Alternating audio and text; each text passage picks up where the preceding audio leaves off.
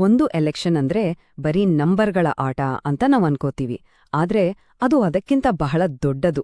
ಪ್ರತಿಯೊಂದು ನಂಬರ್ ಹಿಂದೆ ಒಂದು ಕಥೆ ಇರುತ್ತೆ, ಜನರ ಕಥೆ. ಮುಂದಿನ ಆಡಳಿತ ಹೇಗಿರ್ಬೇಕು ಅಂತ ದಾರಿ ತೋರಿಸೋ ಒಂದು ದೊಡ್ಡ ಡೇಟಾ ಸೆಟ್ ಅದು. ಆ ಸಂಖ್ಯೆಗಳನ್ನ ಸ್ವಲ್ಪ ಆಳವಾಗಿ ನೋಡಿದ್ರೆ ಸಾಕು, ಜನರ ಆಸೆಗಳೇನು, ಆಡಳಿತದಲ್ಲಿ ಎಲ್ಲಿ ಎಡವಿದೆ ಅನ್ನೋದು ಸ್ಪಷ್ಟವಾಗಿ ಕಾಣುತ್ತೆ. ಸರಿ, ಇವತ್ತು ನಾವು ಕರ್ನಾಟಕದ ಒಂದು ವಿಶೇಷವಾದ ಕ್ಷೇತ್ರವನ್ನ ಆಳವಾಗಿ ವಿಶ್ಲೇಷಣೆ ಮಾಡೋಣ. ಅದ್ರ ಹೆಸರು ಕೂಡಲಗಿ. ಇದು ಬರೀ ಒಂದು ಎಲೆಕ್ಷನ್ ರಿಸಲ್ಟ್ನ ಕಥೆ ಅಲ್ಲ, ಗೊತ್ತಾ? ಇದು ಆಡಳಿತಕ್ಕೂ ಅಲ್ಲಿನ ಜನರಿಗೂ ನಡುವೆ ಇರೋ ಸಂಬಂಧದ ಕಥೆ. 83% ಈ ಒಂದು ನಂಬರ್ ಇದೆಯಲ್ಲ, ಇದು ಕೂಡಲಗಿಯ ಆತ್ಮವನ್ನೇ ಹಿಡಿದಿಟ್ಟಿದೆ. ಅಂದ್ರೆ ಅಲ್ಲಿರೋ 183 ಜನ ಹಳ್ಳಿಗಳಲ್ಲಿ ವಾಸ ಮಾಡೋರು.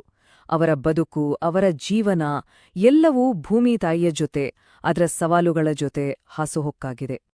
ಈ 70/10 ಇದೇನಿದು ಅನ್ಕೋಬೇಡಿ, ಇದು ಡೆವಲಪ್ಮೆಂಟ್ ಗ್ಯಾಪ್ ಇಂಡೆಕ್ಸ್ ಸ್ಕೋರ್. 100ಕ್ಕೆ 70 ಅಂದ್ರೆ ಅಬ್ಬಬ್ಬಾ, ಇದು ಸುಮ್ನೆ ಒಂದು ನಂಬರ್ ಅಲ್ಲ. ಸರಿಯಾದ ರಸ್ತೆ ಇಲ್ದೆ, ಕುಡಿಯೋ ನೀರಿಗಾಗಿ, ಹೀಗೆ ದಿನನಿತ್ಯದ ಸಣ್ಣ ಸಣ್ಣ ವಿಷಯಗಳಿಗೂ ಜನ ಪಡ್ತಿರೋ ಕಷ್ಟದ ಕನ್ನಡಿ ಇದು. 54,350 ಇದೊಂದು ದೊಡ್ಡ ಸಂಖ್ಯೆ. ಇದು 2023ರ ಎಲೆಕ್ಷನಲ್ಲಿ ಗೆದ್ದವರು ಮತ್ತು ಸೋತವರ ನಡುವಿನ ವೋಟಿನ ಅಂತರ. ಇದನ್ನ ಬರೀ ಒಂದು ಸೋಲು ಅಂತ ನೋಡೋದು ತಪ್ಪು.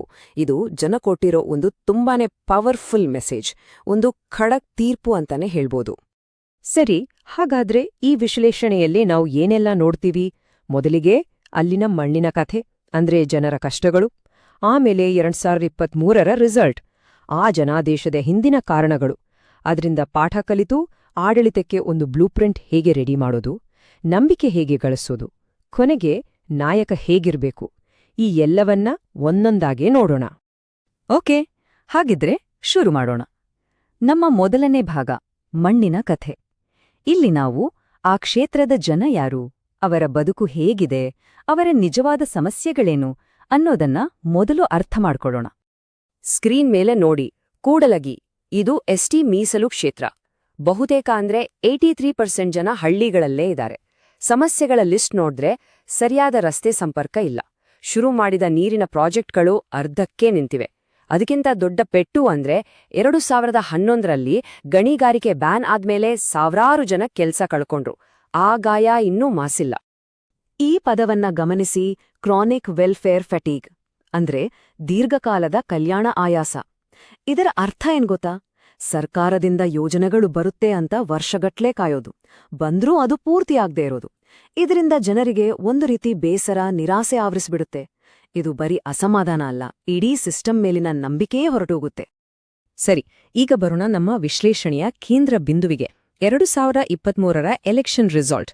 ಇದು ಸುಮ್ನೆ ಒಂದು ಫಲಿತಾಂಶ ಅಲ್ಲ, ಕೂಡಲಿಗೆ ರಾಜಕೀಯದಲ್ಲಿ ಇದೊಂದು ಭೂಕಂಪವೇ ಸರಿ. ಈ ಚಾರ್ಟ್ ನೋಡಿ, ಕತೆ ತಾನಾಗಿಯೇ ಅರ್ಥವಾಗುತ್ತೆ. 2018ಕ್ಕೂ 2023ಕ್ಕೂ ನಡುವೆ ಪರಿಸ್ಥಿತಿ ಹೇಗೆ ಸಂಪೂರ್ಣ ಉಲ್ಟಾ ಆಗಿದೆ ನೋಡಿ. 2023ರಲ್ಲಿ ಕಾಂಗ್ರೆಸ್ ಬಾರ್ ಎಲ್ಲಿಗೋ ಹೋಗಿದೆ, ಆದ್ರೆ ಬಿಜೆಪಿಯ ಬಾರ್ ಹಿಂದೆ ಸರಿದಿದೆ. ಇದೊಂದು ದೊಡ್ಡ ಬದಲಾವಣೆ. ಈಗ ನಂಬರ್ಸ್ ನೋಡೋಣ ಬನ್ನಿ. ಬರೋಬ್ಬರಿ 54,350 ವೋಟುಗಳ ಅಂತರ. ಅಷ್ಟೇ ಅಲ್ಲ, ಇನ್ನೊಂದು ಇಂಟ್ರೆಸ್ಟಿಂಗ್ ವಿಷಯ ಅಂದ್ರೆ 2018ರಲ್ಲಿ ಕಾಂಗ್ರೆಸ್ ಟಾಪ್ 2 ರೇಸ್ನಲ್ಲೇ ಇರ್ಲಿಲ್ಲ. ಆದ್ರೆ 2023ರಲ್ಲಿ 63%ಗಿಂತ ಜಾಸ್ತಿ ವೋಟ್ ತಗೊಂಡಿದೆ. ಇದು ಸುಮ್ನೆ ಬದಲಾವಣೆ ಅಲ್ಲ, ಇದೊಂದು ಪೊಲಿಟಿಕಲ್ ಸುನಾಮಿ. ಇಂಥ ದೊಡ್ಡ ಬದಲಾವಣೆಗಳು ಯಾಕೆ ಮುಖ್ಯ ಅಂದ್ರೆ, ಪ್ರತಿಯೊಬ್ಬ ಮತದಾರನ ಘನತೆಯನ್ನ ಮತ್ತು ಅವರ ಆಯ್ಕೆಯ ಶಕ್ತಿಯನ್ನ ಇದು ತೋರಿಸುತ್ತೆ. ನಮ್ಮ ಸಂವಿಧಾನ ಕೊಟ್ಟಿರೋ ಅತ್ಯಂತ ದೊಡ್ಡ ಹಕ್ಕು ಇದು. ಹಾಗಾದ್ರೆ ಈಗ ಸೋತ ಪಕ್ಷದ ಮುಂದಿರೋ ಚಾಲೆಂಜ್ ಏನು? ಸುಮಾರು 33% ವೋಟ್ ಶೇರ್ ಗ್ಯಾಪ್. ಅದನ್ನ ತುಂಬೋದು ಹೇಗೆ? ಇದು ಸಾಧ್ಯನಾ? ಬನ್ನಿ, ನಮ್ಮ ವಿಶ್ಲೇಷಣೆಯ ಮುಂದಿನ ಭಾಗಗಳಲ್ಲಿ ಈ ಪ್ರಶ್ನೆಗೆ ಉತ್ತರ ಹುಡುಕೋಣ. ಸರಿ, ರಿಸಲ್ಟ್ ನೋಡಿದ್ವಿ. ಈಗ ಆ ರಿಸಲ್ಟ್ ಹಿಂದಿರೋ ಯಾಕೆ ಅನ್ನೋ ಪ್ರಶ್ನೆಗೆ ಬರೋಣ.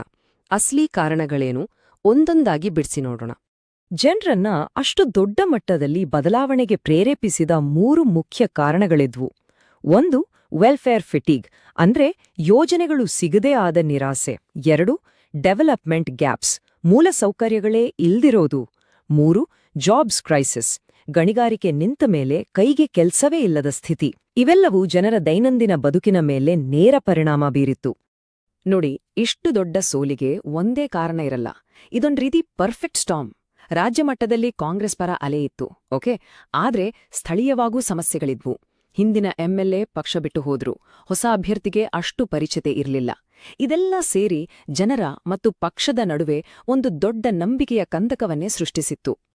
ಇಲ್ಲಿವರೆಗೆ ನಾವು ಪ್ರಾಬ್ಲಮ್ ಏನು ಅಂತ ನೋಡಿದ್ವಿ, ಡಯಾಗ್ನೋಸಿಸ್ ಆಯಿತು. ಈಗ ಟ್ರೀಟ್ಮೆಂಟ್ ಕಡೆಗೆ ಹೋಗೋಣ. ಅಂದ್ರೆ ಪರಿಹಾರ ಏನು, ಮುಂದಿನ ದಾರಿಯನ್ನ ಹೇಗೆ ರೂಪಿಸಬಹುದು? ಇಲ್ಲಿಂದ ಮುಂದೆ ಹೋಗ್ಬೇಕಾದ್ರೆ ಒಂದು ಸರಳ ಆದ್ರೆ ತುಂಬಾನೇ ಪವರ್ಫುಲ್ ಆದ 3 ಪಾಯಿಂಟ್ಸ್ ಪ್ಲಾನ್ ಬೇಕು. ಜನರಿಗೆ ಸುಲಭವಾಗಿ ಅರ್ಥವಾಗುವ, ನೆನಪಿನಲ್ಲಿ ಉಳಿಯುವಂಥದ್ದು. ಅದೇ ನೀರು, ರಸ್ತೆ ಮತ್ತು ಉದ್ಯೋಗ. ಜನರ ಮೂಲಭೂತ ಅಗತ್ಯಗಳ ಮೇಲೆ ಫೋಕಸ್ ಮಾಡೋದು. ಈ 3 ಪಾಯಿಂಟ್ಗಳ ROI ಅಂದ್ರೆ ರಿಟರ್ನ್ ಆನ್ ಇನ್ವೆಸ್ಟ್ಮೆಂಟ್ ಏನು? ನೋಡಿ, ಕೆರೆ ತುಂಬಿಸಿದ್ರೆ 30,000 ಹೆಕ್ಟೇರ್ ಭೂಮಿಗೆ ನೀರ್ ಸಿಗುತ್ತೆ, ರೈತರ ಆದಾಯ ಡಬಲ್ ಆಗುತ್ತೆ. ರಸ್ತೆ ಸರಿ ಮಾಡಿದ್ರೆ ಓಡಾಟದ ಟೈಮ್ 50% ಕಡಿಮೆ ಆಗುತ್ತೆ, ವ್ಯಾಪಾರಕ್ಕೆ ಅನುಕೂಲ. ಒಂದು ಇಂಡಸ್ಟ್ರಿಯಲ್ ಪಾರ್ಕ್ ಮಾಡಿದ್ರೆ 5,000 ಜನರಿಗೆ ನೇರವಾಗಿ ಕೆಲಸ ಸಿಗುತ್ತೆ.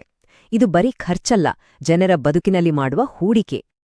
ಆದರೆ ಒಂದು ಒಳ್ಳೆ ಪ್ಲಾನ್ ಪೇಪರ್ ಮೇಲೆ ಇದ್ರೆ ಸಾಕಾಗಲ್ಲ, ಅದನ್ನ ಜನರ ಹತ್ರ ತಲುಪಿಸ್ಬೇಕು. ಅದಕ್ಕೊಂದು ಸಂಘಟನೆ ಬೇಕು, ಒಂದು ಸಂವಹನ ತಂತ್ರ ಬೇಕು. ಹಾಗಾದ್ರೆ ಕಳೆದುಹೋದ ನಂಬಿಕೆಯನ್ನ ಮತ್ತೆ ಕಟ್ಟೋದು ಹೇಗೆ? ಅದಕ್ಕೊಂದು ಮಾದರಿ ಇಲ್ಲಿದೆ, ಚತುರ್ಮುಖ ಸಿದ್ಧಾಂತ, 4 ಮುಖಗಳ ಸ್ಟ್ರಾಟಜಿ. ಶಿವನಂತೆ ಎದುರಾಳಿಯ ಆಡಳಿತದ ತಪ್ಪುಗಳ ಮೇಲೆ ಆಕ್ರಮಣಕಾರಿಯಾಗಿರಿ.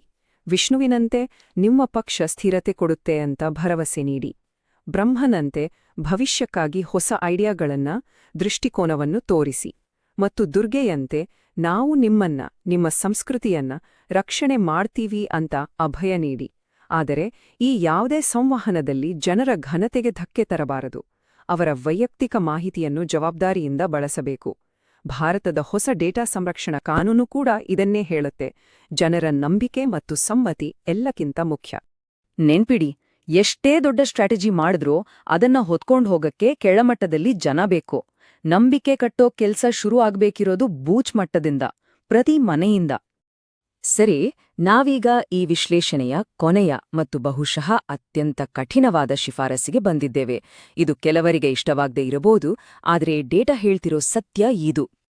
ಈ ವರದಿಯ ಅಂತಿಮ ಶಿಫಾರಸು ತುಂಬಾನೇ ನೇರವಾಗಿದೆ. ಅಭ್ಯರ್ಥಿಯನ್ನೇ ಬದಲಾಯಿಸಿ. ಇಷ್ಟು ದೊಡ್ಡ ಸೋಲಿನ ನಂತರ ಜನರಿಗೆ ಒಂದು ನಿಜವಾದ ಹೊಸ ಆರಂಭದ ಸಂದೇಶ ಕೊಡಲೇಬೇಕು. ಅದಕ್ಕೆ ಸ್ಥಳೀಯ, ಬುಡಕಟ್ಟು ಸಮುದಾಯದ ಹೊಸ ಮುಖಕ್ಕೆ ಅವಕಾಶ ಕೊಡಿ ಅನ್ನೋದು ಇದರ ಸಾರಾಂಶ. ಹಾಗಿದ್ರೆ ಕೊನೆಯದಾಗಿ ಈ ಪ್ರಶ್ನೆಯನ್ನ ನಮ್ಗೆ ನಾವು ಕೇಳ್ಕೊಳ್ಳೋಣ. ಒಂದು ಹೊಸ ಮುಖ, ಒಂದು ಕಾಂಕ್ರೀಟ್ ಪ್ಲಾನ್, ಮತ್ತೆ ತಳಮಟ್ಟದಿಂದ ಕಟ್ಟಿದ ಒಂದು ಸಂಘಟನೆ, ಇವೆಲ್ಲ ಸೇರಿ 54,000 ವೋಟುಗಳ ಅಂತರವನ್ನ ಮುಚ್ಚಿಹಾಕಬಲ್ಲವಾ? ಕೂಡಲಗಿಯ ಪಾಠ ಇದೇ ಆಗಿದೆ.